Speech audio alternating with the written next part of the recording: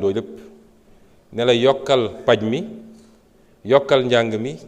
wàññil courant bi wàññil dund bi te lépp ci benn état bi la loolu nag benn capacité d'offre de biens et de services li ko mën a offrir mooy état boo xam ne dafa viable état boo xam ne dafa sain ci niñ ko yore ñun nag yàlla daf ñoo natt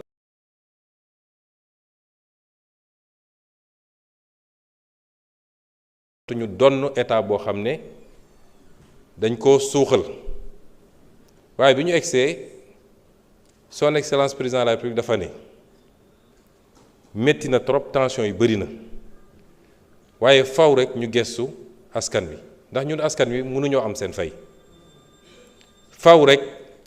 nu mu métti mu am ay mesures yu ñu teg même su dee à titre symbolique yoo xam ne ci askan wi la jëm looloo andi les mesures qui ont été prises ñu jël ko ci anam yu métti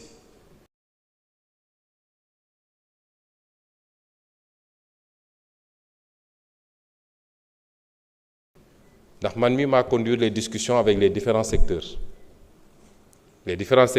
de production les importateurs les meuniers les sucriers ñëpp koo ci wax mu ne la mënuñu laal dërëm ci prix bi parce que conjoncture mondiale bi parce que ñu def ay liggéey ak les services compétents ba démontrer ni am na marge lu mu tuuti état bi tam accepté bàyyi lu bëri état bi accepté bàyyi taxes yi mu doon jël ci produit yu bëri nga xam ne taxes yooyu moo ñuy permettre ñu am capacité répondre à d'autres sollicitations état bi ne sama wàll bàyyi naa ko ñu fexe ba ci marge producteurs yi ak marge importateurs yi ñu am luñ ci cof kon loolu liggéey bu rëy la woon tembe nag entre li nga xam ne moom la ñuy def ak comportement acteurs yi sur le terrain mun na am wuute looloo tax les services du ministère du commerce di def liggéey bi ñuy def donte léeg-léeg si wàllu jumtuwaay seen doole xaw naa néew waaye ñuy def li ñuy def di def le contrôle économique pour être sûr que ñi ngi maîtriser affaire yi flambée des prix bi ngeen wax moom ci li ñuy jot ñun ci rapport mu jóge ci service ministère bi su amee it c'est à la marge te découlewul ci la réalité des prix mais comportement acteurs yi ak spéculation moo koy andi loolu nag contrôle moo koy mottali am na it ci li ngeen laaj yoo xam ne mi ngi ñëw suñu kanam ndax am na liggéey boobu ba léegi tooguñu continué nañ def liggéey bi ak ministre du commerce ba jàpp nañ ni ci fan yu soreetul dinañu annoncer la seconde phase des mesures de réduction encore du coût de la vie te bii pas ñu teg ko ci liggéey boo xam ne liggéey bu dal la ñu def ko suñuy partenaire fii ci réew mi mais def ko aussi sur l'international xool nu ñuy def ba réduire la chaîne d'approvisionnement les acteurs ba nga xam ne yenn coût additionnel yi ci doon am dañ ko ciy jëlee masalan ci ceeb bi ak yeneen yu mel noonu am na liggéey yu am solo ñu ci def yoo xam ne am nañu yaakaar ni ci lu soreetul dina am loo xam ne kilifa réew mi dina ko jébbal Sénégalais yi incha allah waaye prix yu bëri fi mu ne nii prix yu stable la lii nag ñu yàgg wax ni solution bi nekkul ci lii solution bi mi ngi nekk ci naka la ñuy def ba produire ñun loolu mooy suñu perspective ñun parce que réew moo xam ne la ëpp li ngay soxla da nga koy jéggaani tu dépends du marché de l'étranger et des chocs exogènes laaj ngay lu jëm ci subvention yi neew ñu dañ koy lever de manière brutale et aveugle dañu ne subvention bi mënatuñu ko bàyyi nga def subvention par exemple ci produit pétrolier bi ki am ay milliards ak ki amul dara ñoo ci yem ñoom ñëpp il bénéficie de la subvention moo tax ñu ne subvention bi léegi dañ koy def subvention ciblée wala sax ñu éliminer ko mais remplacer ko par les transferts à partir du fichier RNU ñi nga xam ne ñooy néew di doole dëgg ñu defal leen ay transferts yu ñu jot mais tey boo defee subvention aveugle ñi ciy gën a bénéficier wu ñoom soxlawuñ ko ndax am nañ lu ñu jëndee kon ñu dalal xelu sénégalais yi ne ñii nga xam ne ñooy néew ji doole ci produits pétroliers yi ci électricité bi ci yeneen ak yeneen ñoom dinañu continuer di am ndimbalu état bi amaana sax dinañu yokk ndimbal googu parce que boo ci génnee ñi mën nga yokkal tuuti ñi mënut loolu tam ñu leeral ko affaire deux roues yi liggéey bu am solo def nañ ko ci jàpp ma sax ni résistance bu am solo amoon na manipulation amoon na ci ak yeneen yoo xam ne xam nañu soubassement yi waaye loolu indication rek la indicateur la rek ni li ñuy wax ak sénégalais yi mooy sénégalais yi ñoo ne dañoo bëgg changement dañoo bëgg réew mi tegu ci yoon réew mi baax ñun mandat boobu lañ ñu jox loolu nag kilifa buñ la falee ne la dañoo bëgg réew mi tegu ci yoon bu dee loo yëkkati ñu ne arrangé wul kuréelu sàngam nga dellu gannaaw doo mus a defar réew mi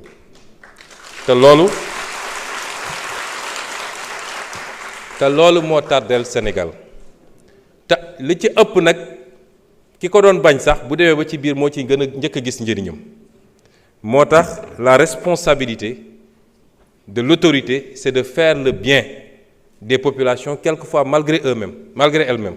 ça c'est la responsabilité du dirigeant et je pense que l'opération se passe très bien bu ñu paree phase bi dinañu évaluer ndax lépp a ngi ci biir ci lu ñu war a régulariser ñi nga xam ne mënuñu régulariser lu ci bëri problème mu papier la CMC wala yu mel noonu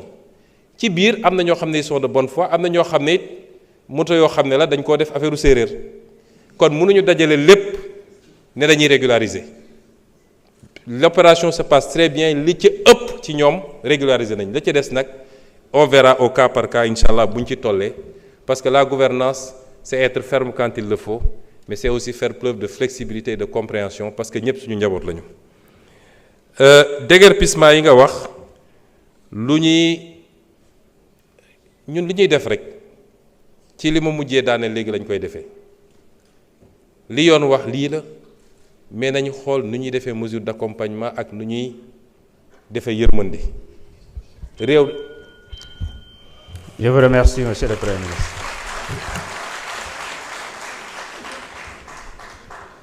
Honorable député Matar Sylla, vous avez la parole.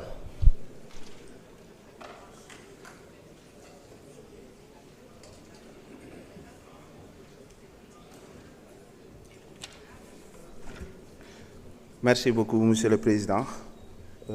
Merci beaucoup, Monsieur le Premier ministre, chers membres du gouvernement, chers collègues. Monsieur le Premier ministre, le rapport d'audit de la Cour des comptes sur la gestion des finances publiques entre 2019 et 2024 a fait ressortir de graves manquements aux principes de transparence et de bonne gouvernance. Depuis quelques mois, le gouvernement évoque d'autres audits qui font ressortir des manquements aux règles de bonne gouvernance. Qu'en est-il exactement et quels sont les constats de ces audits? Elimaanu jëwriñ bi ñu ngi lay nuyu di la jaajëfal yow ak sa gouvernement ci liggéey bu am solo bi nga xam ni def ngeen ko gis nañ ne am na rapport audit boo xam ne nii Cour des comptes génneel nañ ñu ko ci diggante 2019 ak 2024 buy wane ne am na njuuj njaaj yu am dayo yoo xam ne nii kenn xamul fu mu toll te ñi nga xam ne nii dafa am ñu fi nekkoon def ko mu nekk loo xam ne nii dem na sax ba kawe suñu njort ci bor bi nga xam ne nii moom lañ déclaré woon ne ñoom bor bii lañ fi bàyyi bor boobu sax ëpp na ñun suñu dayo te rapport yooyu génnee na ko ba indi sax ci li nga xam ne nii maanaam mooy gasax ci budget bi nga xam ne ñoom moom lañ fi bàyyi woon ak ci fi ñu nekk nii mu nekk loo xam ne nii lu am solo la ma doon laaj aussi état bi am na ay audit yoo xam ne nii lancé woon na ko ay càmbar ñuy laaj càmbar yooyu noonu fan la ci toll ak lan moo génnee ci càmbar yooyu ci foncier bi ci énergie ak contrat yeeg loolu noonu yëpp moom lañ doon laaj ñu ngi leen di sant di leen gërëm. jërëjëf honorable député Matar Sylla monsieur le Premier ministre man nga jël kàddu. jërëjëf honorable Matar Sylla ma daaneel dernière laaj bi desoon ci ki njëkk a wax rek di wax ni j'espère que c'est pas interdit monsieur le président de l'Assemblée wax na concertation pôles territoriaux yi loolu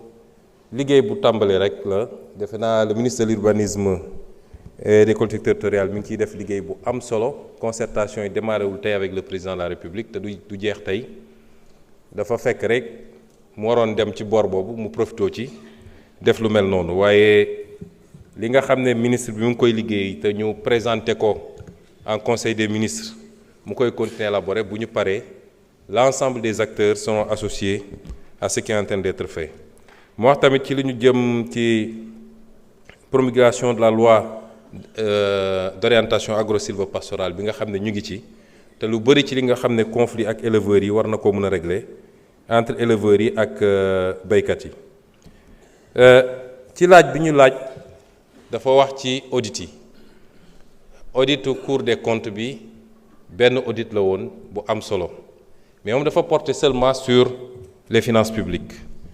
waaye am na yeneen yu bëri yoo xam ne ñu ngi ciy liggéey bi ñu toogee ba léegi dañoo lancé ay audit yu ci bëri mun naa ne am na yu ñu ci finalisé ma mun cee lim yi nga xam ne Cour des comptes moo ko def muy li nga xam ne dafa jëm ci les dépenses financées sur ressources extérieures au profit du CETUD dans le cadre du projet BRT ak l'audit sur le contrôle de la gestion de l'Agence nationale d'insertion et de développement agricole, ANIDA, l'audit sur le contrôle de la gestion de l'ANPEJ,